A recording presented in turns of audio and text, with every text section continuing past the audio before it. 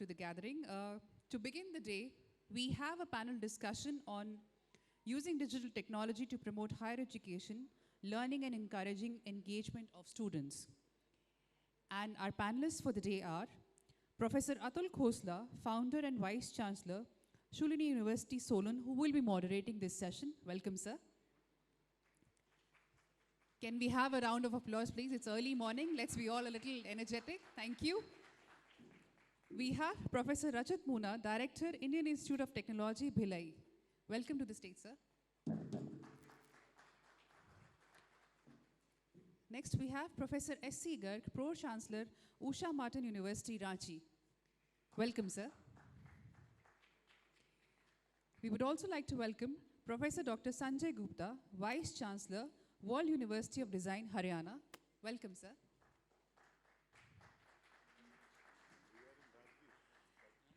Dr. D. Sendil Kumar B., Dean and Director, Health Sciences, Vinayaka Missions Research Foundation, DU Salem.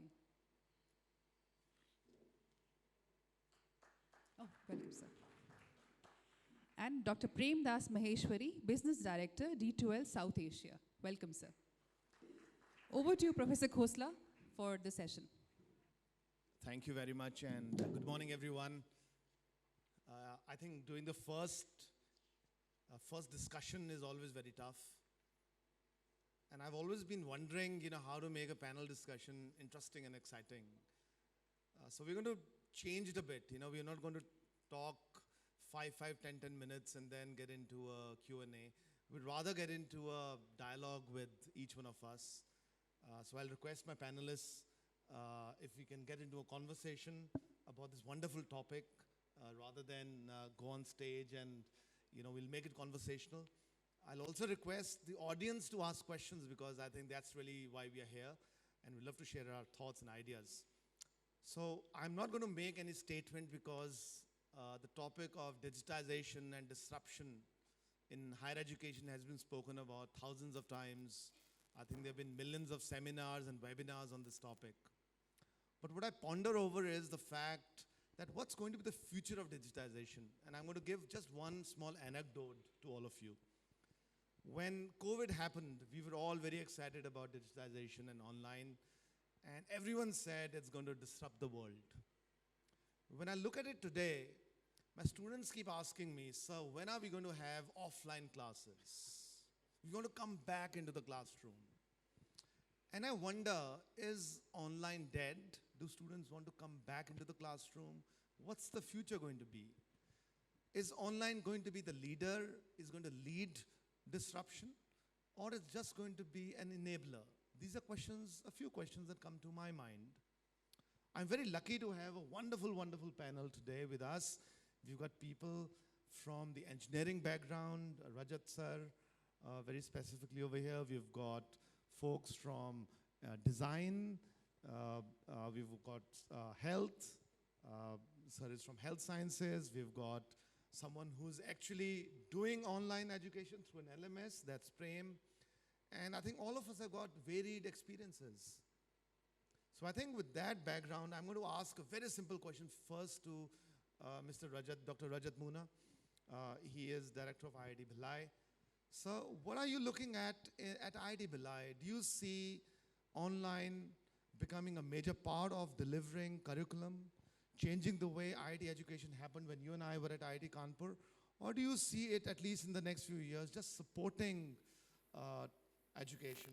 So what's your stance, disruption versus enablement? I think very interesting question. First of all, I don't think it's going to be a binary thing saying offline will switch over to online or online will switch over to offline. I think, in my opinion, education is a wonderful relation between the students and the teacher, between the teachers and the administrators, and between the university and the organizations where the students go. And that is a humanity-related aspect. And when we look at this, man being a social animal, I don't think computer actually holds a space between the dialogue of two people. If at all, the online can be used to reduce the distances, not to create the distances. And that is the basic mantra that I actually see. COVID has actually taught us many things. And one of the interesting things that it taught us is that offline education was less stressful and online education was more stressful. But at the same time, it also taught us that offline education, when it is not possible, online education can actually help in reducing, bridging the gap. And education was the only thing in technical institutes for which we existed. And if during COVID time these educations were taken away from us, we would be basically nothing. Because of the online education, the education remained. Both students and faculty members and everybody liked it.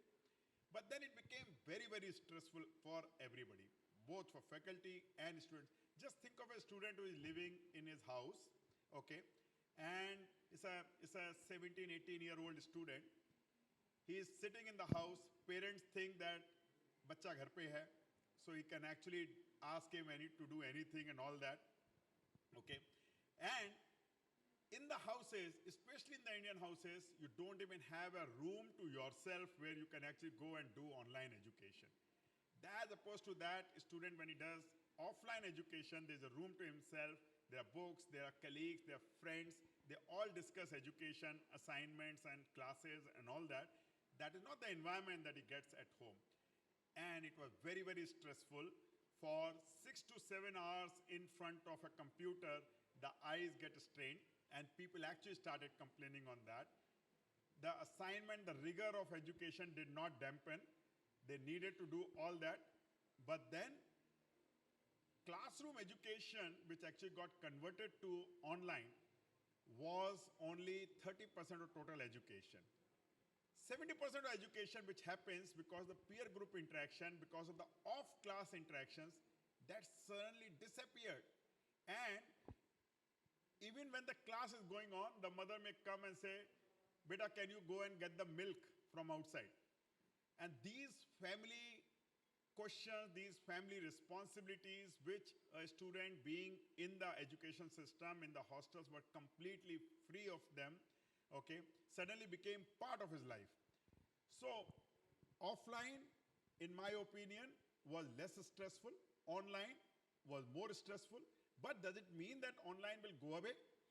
I think I actually see a very different thing that actually online education has brought in. I myself took a class last semester. It was completely offline. But then because of COVID social distancing norms, it was a core course. I could not hold it in a single classroom. So we actually held it in 2 classrooms. And between these 2 classrooms, we had a distance education. We had the education being conveyed through online media. So I would actually be in the class teaching using tablets and all that, not blackboards, because whatever I teach has to be relayed to the other side, okay? And something very interesting that happened. The students would actually bring their own laptops, own computers, own mobile phones, and being in the class, they would actually attend the class using online thing. So while we are offline, but they are still being on the TV, still being in front of the computer, in front of the mobile and screens and all that. And looking at the lectures, some of them would actually even turn on the audio and put the headphone on, okay? In my opinion, in today's modern classroom, when we look at, we have blackboard, we have whiteboard, we have projection systems, we have multiple projection systems, and more electronics is coming in. I actually see online education system converting that to a single mode of communication, and which is going to be a screen-based communication. Blackboards will disappear, whiteboards will disappear, people will work on the tablets, on the mobile phones, and these kind of online education will come in. Which basically means the following thing. In an earlier system, when a student falls sick and he goes, let's say, for 7 days, 8 days into the hospital, okay, and after 8 days, when he come back into the class, he's completely left behind from the rest of the class. Today, online education system gives him that opportunity to remain connected in that class. That's a very big plus. So he can be away to attend a marriage. He can be away to look at the health issues and all that, and yet be connected to the class. That's a very big positive. In my opinion, online is going to stay. Online will flourish, but it will be a tool rather than a mechanism to deliver the education. Okay, this is what my feeling is. Thank you, Rajat. I think these are great thoughts. Uh, I might have a slightly different view of the world, because one of the things I'm experimenting at Shulini is to say that why should faculty sit inside my campus? Why can't I have some faculty members in New York and some in San Francisco and some in different parts of the world dispersed? And how can I have them do research and education while being dispersed? I think that's a fundamental question that we are trying to sort of solve. But I completely agree that it's going to be, at least in the near term, it's going to be hybrid. But that's an engineering view. Let's get a design view. Let's get a view of what's happening in the creative world. So Sanjay, over to you. How are you seeing this? How do your students sort of bring digitization and creativity together? They're so different things, right? So will digitization disrupt creativity, kill creativity? Okay, I'll just take a couple of minutes before I come to your question. See, right now, we are talking about digitization. As it is, if you look at the ecosystem in an educational institution or university, right from admissions, entrance exam, online counseling, inboarding, there's a enterprise management system, there's a learning management system, there's an examination management systems. Within my 7 schools which I have, I may have minimum of 50 different kind of softwares being used and practiced by the students. The placements are online, everything is online. So we already have a digital ecosystem around us. The only thing we are discussing now is the learning part itself and the role of the faculty which is going to be there. Last year when COVID happened, we were among the first universities to go. In fact, before the lockdown happened, we were already online because we foresaw it coming. And we went with enthusiasm. You know, we want to go the whole hog. So my students are all at home, and we had made small groups of all kind of possibilities, WhatsApp groups, email groups, this, that, so that whatever way, wherever part of the India person may be, he should be connected to some means. And we got along famously. The classes went on without a hitch. Any problem which came, like supply of stationery or any other thing, or even industrial visits or everything, we went ahead and found solutions and did it. So, we did our placements online, internships online, even our graduate show and student festival online. So we did everything. So, but the initial 6 months, because everybody was thinking it will last for a few time and then we'll be back to normal. But that normal never happened. And when things got extended and the reality began to sink in that this is the way it is going to continue, the enthusiasm dipped. And the students began to feel the students are missing classes, not doing enough. You have to pull them out. The mental health issues, the other issues begin to come in. And then from, I think, June, July onwards, we started having small groups coming to the campus and doing their online and hand classes. And that's where we came to know that, it's not the same. When you are in design where the education is learning by doing, if I am doing a form exploration online, yeah, they will make something and show it to me, I'll give my critique and that's it. But doing 30 students in a class doing form experimentation and this faculty going around all of them, critiquing one when 29 others are listening, that kind of education does not happen. That kind of learning does not happen. So it is only a give and take. And that's where we begin to feel that, we need to have something else going on, and just going online is just not going to work. But anyway, that's not to say that online is going to go away. As I think everybody is saying, we would have to eventually arrive at a hybrid kind of a system where the best practices, the best usage of online can be used. And one, I think, which Atul was just mentioning, is that it gives you access to faculty anywhere in the world. And that's what we found. That we can invite faculty from foreign universities, visiting professors from anywhere else in the world, our own professors traveling anywhere, but the classes can continue. There's no break. You can always get special attention, special inputs from anybody else, anywhere. Software classes can always go on. We don't really need to teach software, but any of online classes becomes easy and that they can do. But wherever it requires learning by hand, learning by doing, where classroom, dynamics are important, where inter-student group work, teamwork, all these qualities you are looking at, online does not just cut it.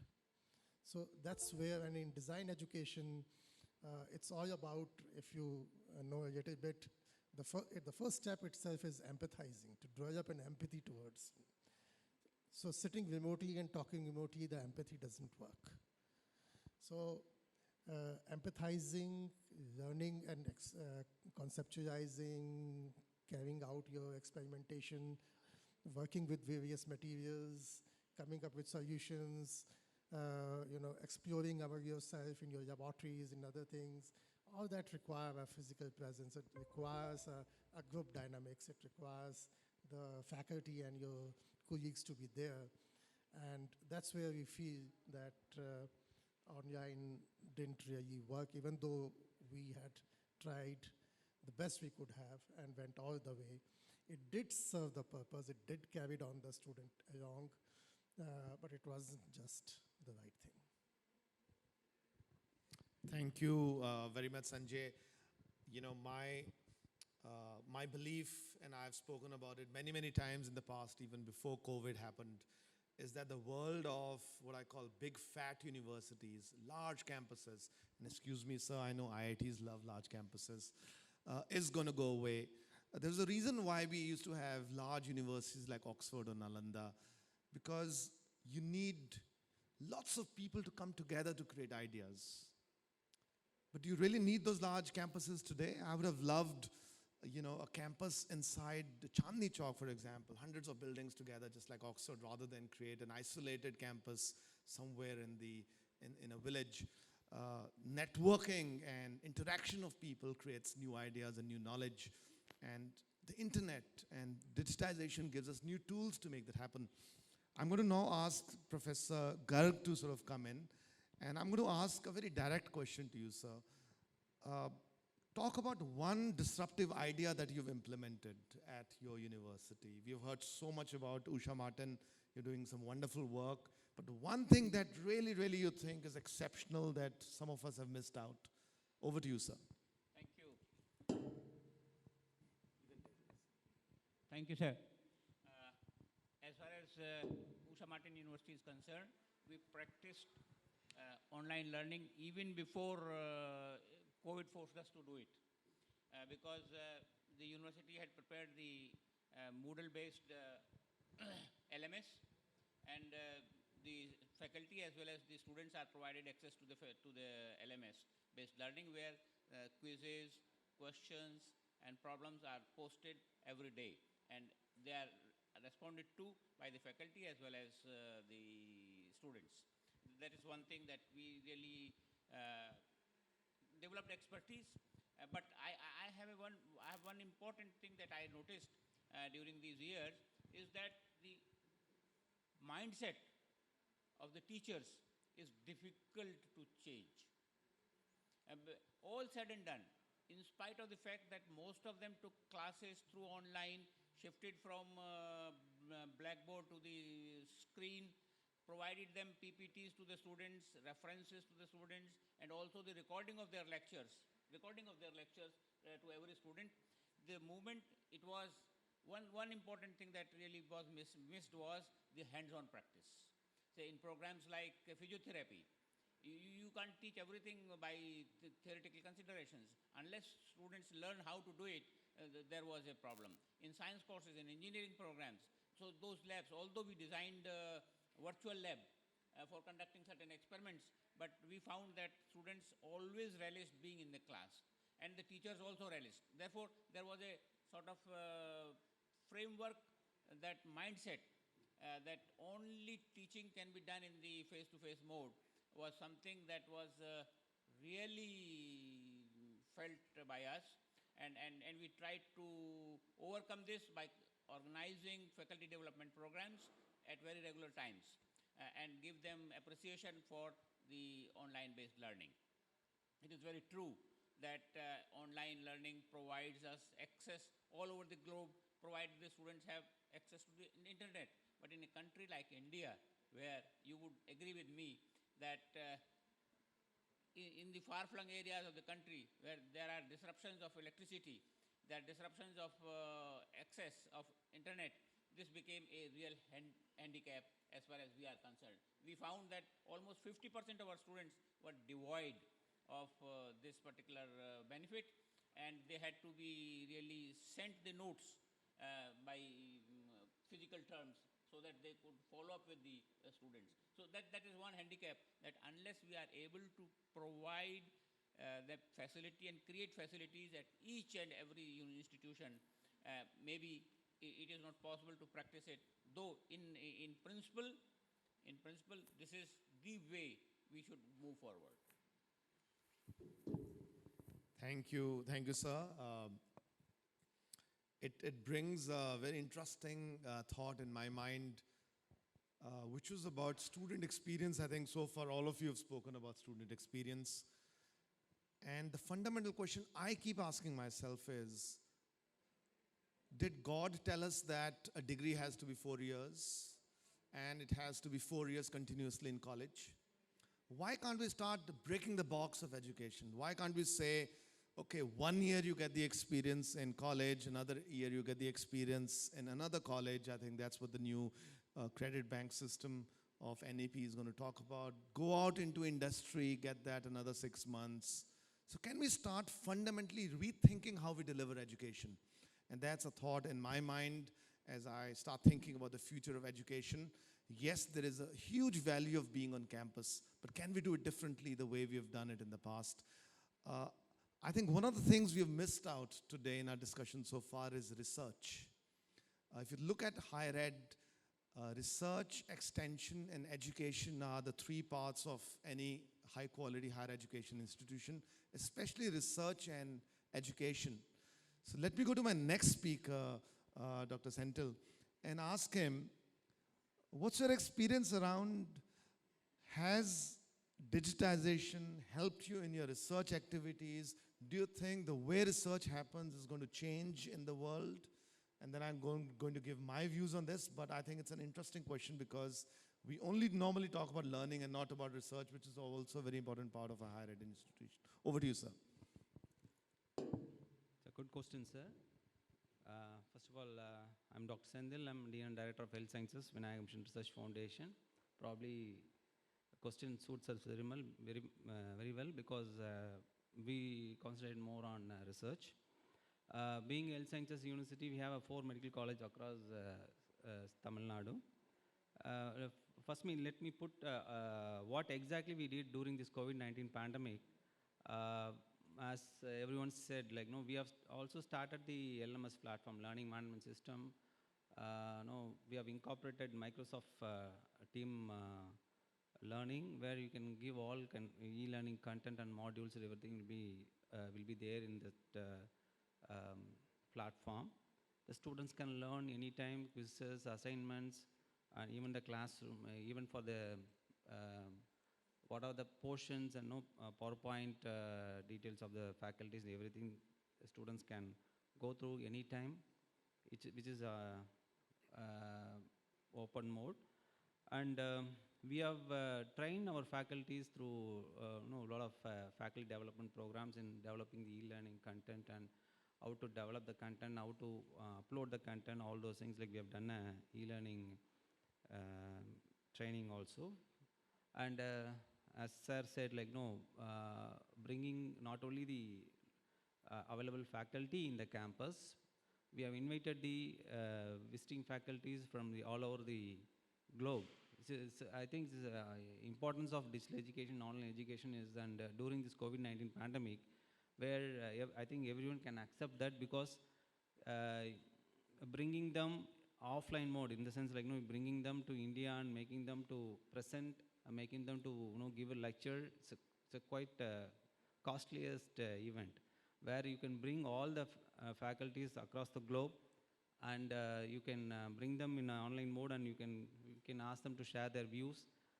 It's a, like no, it's a easiest job for all of us, and you won't believe like no, our Health Sciences University, like no, we have done nearly 1,500 webinars and conferences through international conferences through this e mode, and since like no, the competency based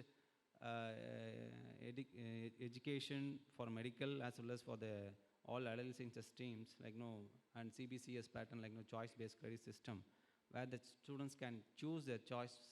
Maybe they can choose any kind of any course in a choice based one, and based on that we have involved the students to take a MOOC courses, which is available online platform. For an example, Coursera for campus, edX, and we have a Government of India portal also, Swayam NPTEL chapter, where you can ask the students to take up the courses, and maybe we can incorporate that courses.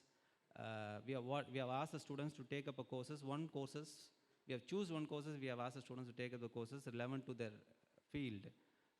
So they have taken up the courses, and they did, and what we have done is we have incorporated the credit to our system also in the mark sheet, and even the degree certificate also will be incorporated. And the next one is like no, we need to concentrate on, as NEP says, we need to concentrate on industry academia collaboration. So what we did, like no, we had a industry academic collaboration through like no, because being Health Sciences University, we do a lot of academic industry collaborations, like through Siemens and GE, where they'll support us through diagnostic services, for example CT, MRI, all those things. So what we have done is we have asked the students to do some courses, value-added courses through industry academia collaborations. It's a truly purely online learning, and we have done some MOE with them, and the students are doing it. And the next one is a placement, as I said, like no placements. It's the easiest job for, because bringing them in, to the campus and doing the placements is again the costliest event. So probably like no, we have done it through online, and participation of the students also be more when you compare with the offline. So we can do that online mode, it will be participation more. And the final one is the being a Health Sciences institution. So you know that COVID has done a lot of damages during this first wave and second wave. And second wave, as the Government of India and Medical Council of India and NMC says, we have to involve the students. So we have involved all the students, interns, third years and final years, during this COVID period. And we have received appreciation from the MGNRC, there is a Mahatma Gandhi National Council for Rural Education, that is a Beat COVID-19 campaign institution, where we have done a hospital management, non-hospital management. It's called we have to reach all COVID related activities, and we have done a COVID vaccination drive also. So based on that, the Ministry of Education, Government of India have given a certification.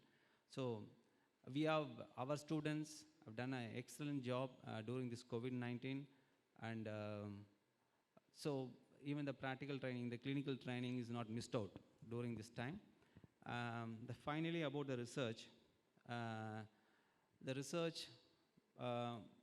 generally, like no, it should take place in the offline mode. It's not in the online mode, which we cannot do it. It's my personal opinion, because we need to have kind of health sciences. We need to do trials, clinical trials, where you need to get the Institutional Ethical Committee approval and how to go about the things, and it's quite challenging for the research activities during by online mode. This is my personal opinion. Over to you, sir. Thank you very much, Dr. Saab. And I'm going to speak just a minute on research, and I'm going to come to you, Rajat sir, on this one, because I think you are a die-hard researcher at heart. Way back in 1999, Y2K changed the way software was developed in the world. It changed the way business processes happen in the world by breaking the value chain of delivery of processes. And let me explain what I mean by that. Companies, large companies like American Express, Citibank, and the others said, why should we do end-to-end delivery of a process at one place? Can we splice the value chain and take parts of that value chain to countries like India? And that's when TCS, Infosys, and all of them, built up large centers in India. And it's been a phenomenal journey. I can actually see that happening in research, sir. So if you look at the value chain of research, it starts with a hypothesis of a problem, then developing an experiment around that problem, doing that experiment, collecting data, analyzing that data, and then finally publishing the data or coming up with patents or coming up with a prototype. And then, of course, finally taking it to the community. That's typically the value chain of research. The most expensive part of research is doing the experiment. I also believe that that is the least value add. Anyone can do the experiment if you have the equipment, but it's very, very expensive to do experiments. So why don't we use 90% of excess capacity that's available in parts of the world for them to do our experiment? And we design the experiment, and that's what we are attempting at Shulini. I'll give a small example. When you're analyzing a biomolecule, you can splice the value chain and you can say the most expensive part, which is called molecular characterization, can be sent over to, let's say, Stanford, and they do the experiment, you then get the data back. So can research be taught in a different way in a higher ed institutions, exactly like the way American Express disrupted the way business processes happened and Infosys grew? But that's a separate question, and I'm going to come to you in a second on that one, Rajat sir. What's your view on that? But I'm going to now come to Prem. These are great days for you. You're smiling, you're glowing, your business is booming thanks to COVID, right? Which is good luck for you and may you do well. My question to you is going to be a little more, I would say, far-fetched. I think let's do a little bit of crystal gazing. You're into the business of LMS. I believe that where we are today is very, very early days of digitization. We're just about starting to crawl. We don't even know what the future is going to be. So tell us what the future of LMS is going to be in the next 2 years, Prem. Thank you so much. I think very, very relevant and pertinent question, because you're right, we're in the process of writing history for future. And I think it's very important and critical. And when I heard my co-panelist, one thing is very clear: future is going to be hybrid. Kabhi campus, kabhi online, kabhi campus, kabhi online, kabhi khushi, kabhi gum. That's going to continue with the given pandemic situation. Now, knowing that the future is going to be hybrid, which means that I think very important and critical role the LMSs or digitization of education institutions will take place in near future. And there are 4 key pillars in any typical university or an educational institution. And I think all 4 needs to be coordinated amongst each other. They need to complement and supplement each other in all the digitization, teaching and learning efforts going forward. And there the role of digitization or using a robust learning management platforms come. And these 4 pillars I'm talking about is, one is school management or the institutional management. The second one is faculties. Third one is the students. And fourth one are parents, very important pillars in the entire learning journey and ecosystem. And all 4 have faced typical challenges during pandemic. So pre-pandemic, what I call pre-pandemic era is BC, DC and AC. BC is before COVID, DC is during COVID, and AC is after COVID. All these 4. I want you to go to 2000 after COVID, AC. What's going to happen?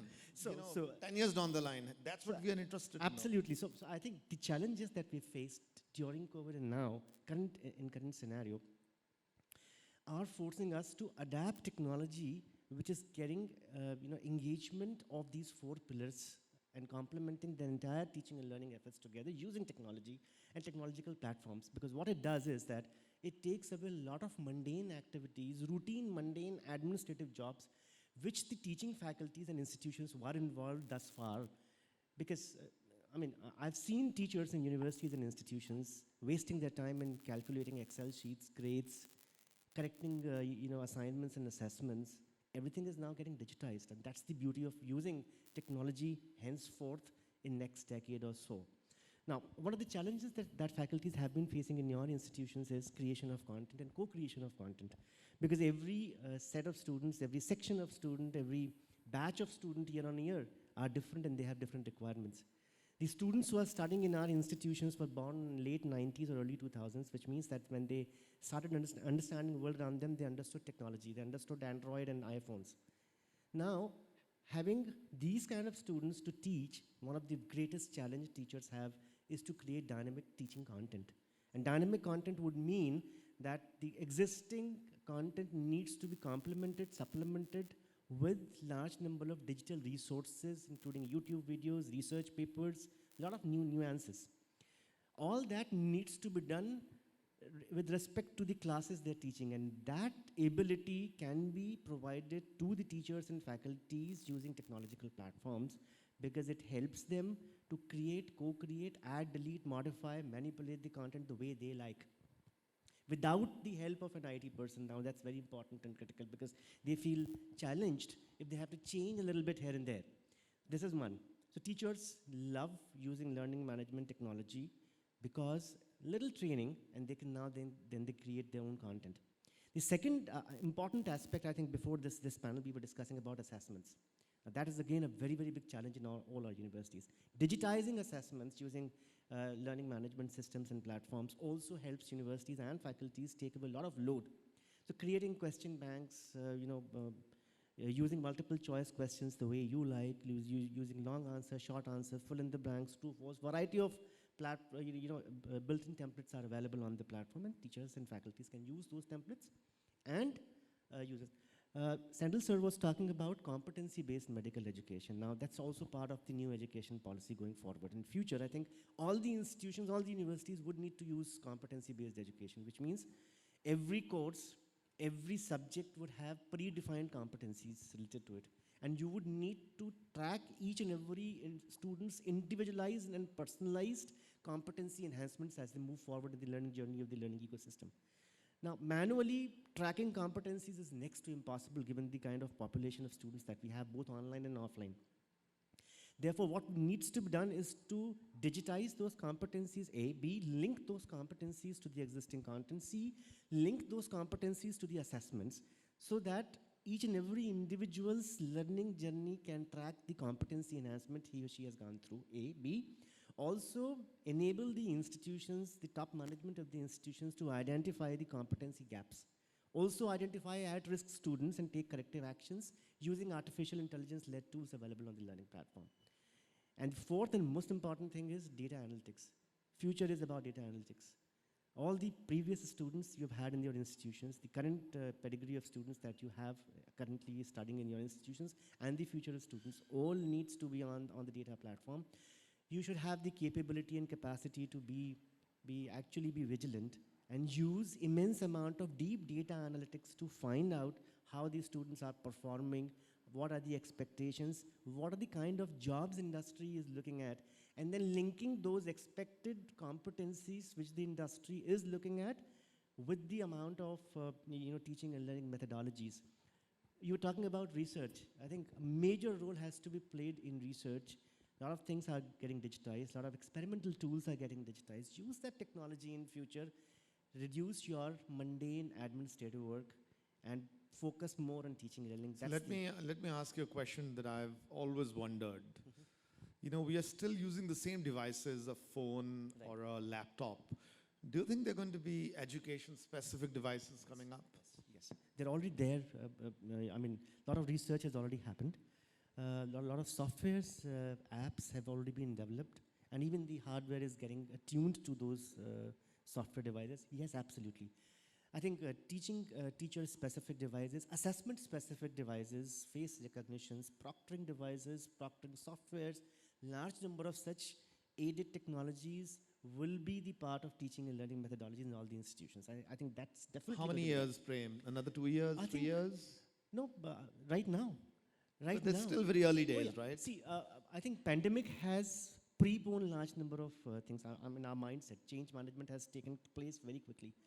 And I think there are a lot of research already happening at the back door in terms of developing large number of tools, both digital and hardware. And I think next couple of years, you're right, in next couple of years, you will see a lot of these institutions using, students, faculties using these devices, both hardware and software, to aid them, to complement their teaching efforts. I think Well, that's the I look forward to that. You know, I did around 1,000 webinars over the last year or so, and I used to call myself a Zombie. I got completely zoomed in the process, right? It was so tough. Just wanted to add Yeah, about the please, Sanjay. devices, Atul. In design, only yesterday I got information about a handheld Kindle kind of a device which can act like a pencil paper, so that if you put more pressure, more depth, everything, and you can exactly, Wonderful. replace paper. You know, I'm a big fan of movies, and I was looking at some old movies that during Alamara times. I don't know whether you guys know about how movies were done in the past. They basically took theater and they started filming them. So for the movie, they would have the actors coming in and the orchestra would play in the background, and the actors would speak out the dialogues. And that's how the first movies were made, and then of course technology came in. I think we're at the same stage of online education. We've just brought technology into the classroom. We've not changed the way how we deliver it, and that's what's going to happen. But anyway, that was for online. I'm going to ask a very interesting question to Rajat over here, but let me give you the context. I was at Oxford 3 years back, Rajat, and I happened to meet the Vice Chancellor there, and I asked him a very simple question. I asked him, what makes Oxford Oxford? And he looked at me, he sort of pondered over it and said, 1,000 years. And being the cheeky man that I am, I looked at him and said, I'm sorry, sir, I have only 10. He said, you must be smoking, my son. I said, I'm not. If Google and Facebook could beat the shit out of IBM, why can't Shulini do the same with Oxford? Was my question to him. He wished me good luck and I came back, and then COVID happened. And that's my question to you, Rajat. You are a new IIT and you are burdened by the weight of those mighty IITs, IIT Kanpur. Do you think you can become the #1 IIT in the next 5 years? And how will digitization play a role? I think a very interesting point that you brought in. I don't know what will I become 5 years down the line, 10 years down the line. You know, I am not a soothsayer. So it's basically not a possibility. Nobody has been able to predict the future. What we can look at is, what is our aspirations? And whether these aspirations are right or wrong, that only time will tell us. Okay? So from that perspective, I think if at all anything, technology, in my opinion, is going to be a major breakthrough in change of education that it is going to see. And I'm not only going to talk of education. I think your question, what sets aside Oxford's, Stanford's, Berkeley, MIT, Caltech, apart from other universities, okay, of the world? And I think my answer to that is very, in fact, when you pose this question prior to asking Maheshwari ji to talk about something else, I was pondering exactly the same point. What sets aside a research-based university, as opposed to an education-based university? And I look at it in the following way. In a research-based university, the time that a professor spends on education is very minuscule. In fact, I was at MIT for about 2 years, and as anybody would go to US would like to do, we, along with the family, went to Disney World.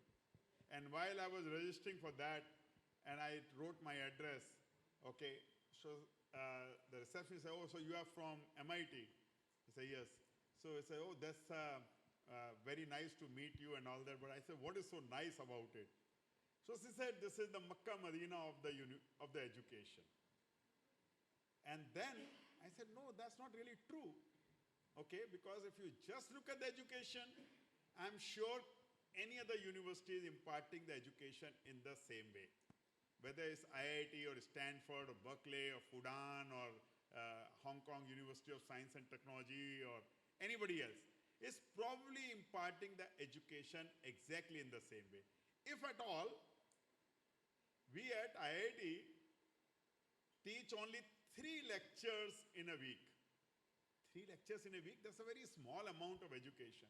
But then what goes around, in fact, if you look at the education university, typically they would be teaching about 4 courses in a semester, which will really mean about 12 to 15 lectures per week. And that's not, we kind of should feel ashamed of what are we teaching. But then, you look at it in the slightly different context. The amount of time that we spend in research is enormous, okay? We actually always continuously thinking of an idea, we're continuously thinking of how do we actually manipulate this idea, how do we actually circumvent, design experiments, carry out experiments, validate hypotheses, and these kind of things, and then write papers around it. I think that's a very, very important part of our lives. Much important than the education, even though we are more known for education. But then the reality is that research is our bread and butter. Now, when we actually look at the research as a bread and butter, and I look at online systems only to offset my 10% of my professional life or 20% of my professional life, I think I'm not doing it justice. So, let us look at how online things will actually help in my research. And you very rightly said, that I don't have an equipment here. Maybe there's an equipment available in Stanford and there is a spare capacity on their equipment. Maybe I would like to carry out my experiments sitting in Delhi or in Raipur or in Bhilai or elsewhere, carry out experiment in Stanford. Sounds science fiction today, but in reality, this is happening, this will happen. It will require collaboration of people. Probably today our equipments are not equipped enough to handle technology, but maybe that is a change that I see in 10 years down the line where I can prepare sample in my lab, send out these samples elsewhere, get the experiments done using controls that I have in my hand. This has already happened in pathology, for example. Samples are collected all over, but then they are carried out, the experiment, the test, the examination is carried out far away, sometimes not even in this country, sometimes the samples go out, and this actually is happening. So, in medicine, robotic surgeries, the same thing. Patient is in Delhi, surgery is being done from Stanford Medical Center. It is actually happening. It's a reality today. The doctor there, the surgeon there is actually operating, controlling the micro instruments, the micro surgeries that he is doing on the patient who is sitting in Delhi AIIMS. I think this is the reality. Probably it's going to go further up. In my opinion, in the research, collaborations with external as well as internal, and research has no boundaries of countries. External and internal collaborations will actually shape the research, will shape the future of the education, because research results essentially become the future education. Okay? So this is what is going to happen in my opinion. Internet didn't grow just like that. It grew out of a research which was carried out in 70s and 80s. Okay? And today, everybody carries the internet in his pocket. It actually was a luxury in 80s to actually even send one byte of information from one place to another place. I remember when I was a student, we used to send mails, okay, and sometimes it was actually said, mails would go from a lab to another lab through dial-up modems, okay, and it was so slow that it was sometimes better to actually copy these onto a floppy drive, deliver it by cycle to the next lab, and it will probably reach. I remember Rajat, and I'm sure when we were together at IIT Kanpur in the early 90s, we got a Super Mini, right? Which was in the size of this room, I guess, and we were so proud about it. And probably this machine today is more powerful than the Super Mini. Right. And that's the power of technology. I'm so glad you brought this point up. And I'm going to give a couple of thoughts over here to all of you, which are a little different from the topic of discussion. In the late 90s, I was very lucky to work with Prime Minister Vajpayee on a very interesting project on how do we build great universities in India. And the learning that we came up was that research and learning go hand in hand. You cannot build great universities without research. It is a very linear correlation. Over the last 5 years, I've been evaluating my faculty as Vice Chancellor. We've been creating appraisal systems. And faculty always comes to me and says, who are not doing research, that, sir, you know, I'm teaching, so my appraisal should be awarded accordingly. What I've also seen is that, Rajat, great researchers are great teachers. It is 100% correlation almost.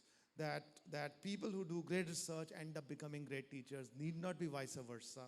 So one area, if there's one takeaway that I'd like all of you to take out of this discussion also, is that research is very critical in higher ed, and more importantly, digitization is going to sort of disrupt the value chain. Anyway, that's for research. We have a little bit of time left. We've got 9 minutes left.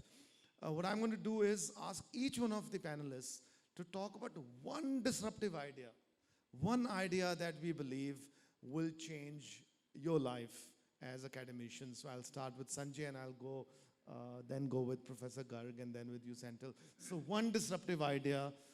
Think about 10 years down the line, Sanjay, not the next 1 year. One thing that you believe is going to change the way higher ed happens. Over to you. Since we are talking of technology, I think adoption of technology, even in design, is certainly going to disrupt. I'll give you an example of following from Rajat. We have a software in fashion design, for example. In fashion, you know, you conceptualize a dress.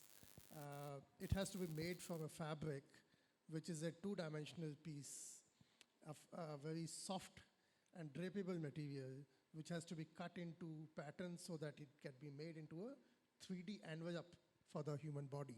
So let's visualize it like that. And we have been doing it on dress forms, on tables, cutting by hand, stitching. Today, all of it is possible to do digitally on the screen. And when we are talking about remote research and remote collaborations, there are softwares where you can actually devise each and every of your conceptualized dress onto a digital avatar who can be made according to the shape and size of a scanned person, so that you know exactly the person you are fitting. And you can share it across digital, and he can do the changes there, and you can do the changes here, and it will happen in real time on the avatar, and you can make the avatar do a ramp show for you to show how the drape are going to fall and how the skirt is going to lift with the wind, or how the... This looks like sound fiction, Sanjay. Sound fiction, but it is happening, and my students are training on it. Wow. So this is something which, so this adoption of technology is something which we are to continuously do, because if not, things would change overnight and we would be left out. So Fantastic. Thank you very much. And I would love to come and visit you and understand, you know, how this wonderful stuff happens. So I'm just wondering what's going to happen to all those beautiful models out there. Are they going to be out of work? Anyway, that's a different discussion. Professor Garg, one thing that you think is going to change your life in the next 5 to 7 years? Thank you, sir. The point that I would like to make is that I would like to create an innovative university which can compete with the best in the sense that it has capacity for providing good teachers, good researchers, and good students. Because I believe that for any institution, the taste of eating is of pudding is in eating, and therefore the placement of my students is something that would be at the top of my agenda, and that they must be compatible and should be able to compete with the best in the country and beyond. And therefore, that is something that I would like my university to be at the top of the agenda. Yeah, thank you. Thank you very much. And definitely, I think digitization and online has changed the way so recruiters are now, of course, hiring online. So lots of interesting things happening. So thank you for bringing it up, sir. So much needed. Over to you, Sendil, sir. One disruption that you see happening. You know that the UGC has come up with some notifications last month, sir, regarding about as you know discussed earlier, like 1 year in one university and another 1 year in another university or colleges.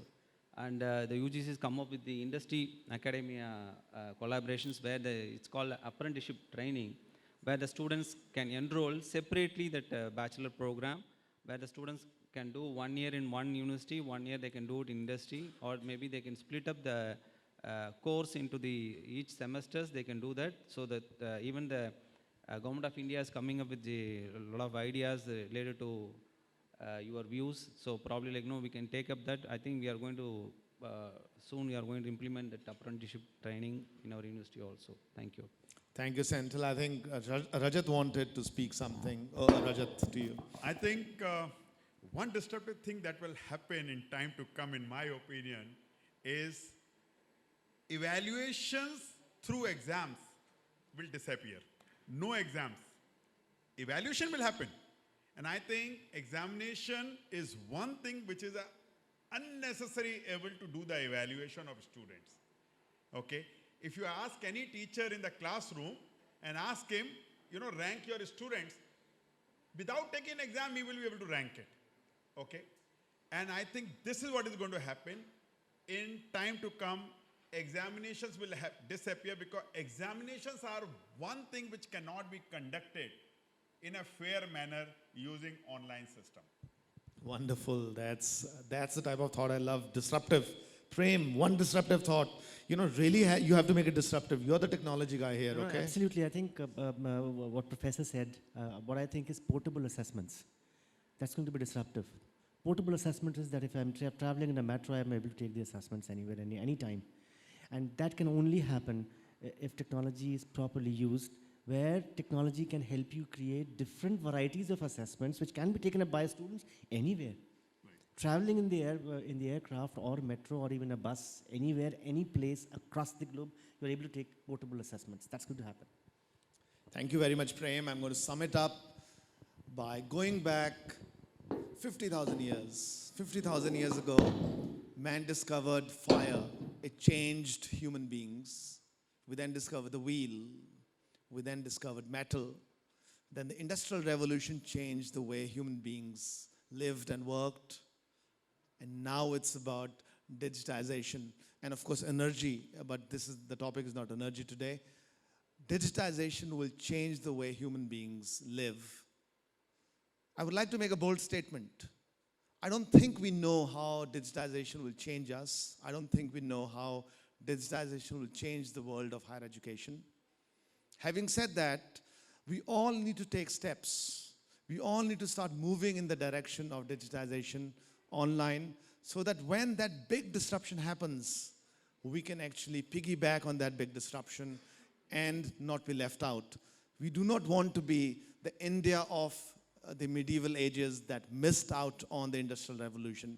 We want to be the India of the future, which picks up on digitization and becomes the country that brings Nalanda and Takshila back into the world with the best universities and the best institutions. And I think that direction will be given by online digitization and all this wonderful work that all of you are doing. Thank you very much. It was wonderful talking to all of you. And it's my honor to host and moderate this discussion. Thank you so much to all the panelists for this insightful session. May I request Dr. Ravi Gupta, our founder, CEO, and editor-in-chief, to please come on stage to present mementos to our esteemed speakers.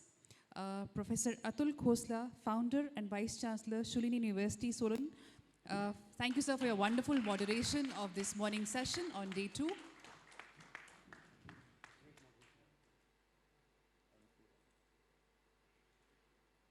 Professor Rajat Muna, Director, Indian Institute of Technology, Bhilai. Thank you so much, sir, for your kind presence.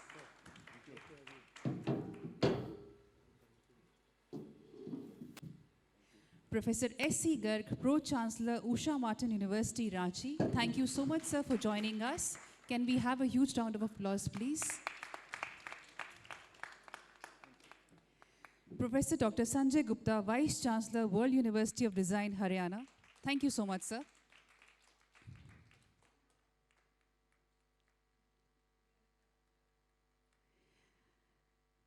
Dr.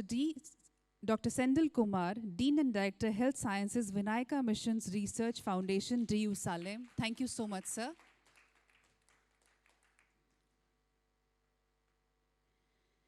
Then Dr. Prem Das Maheshwari, Business Director, D2L South Asia.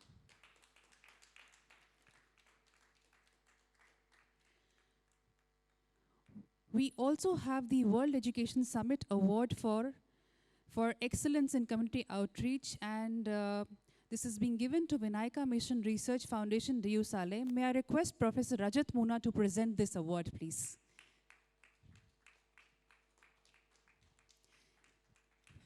Can we please give a huge round of applause for Vinayaka Mission Research Foundation, DU Salem?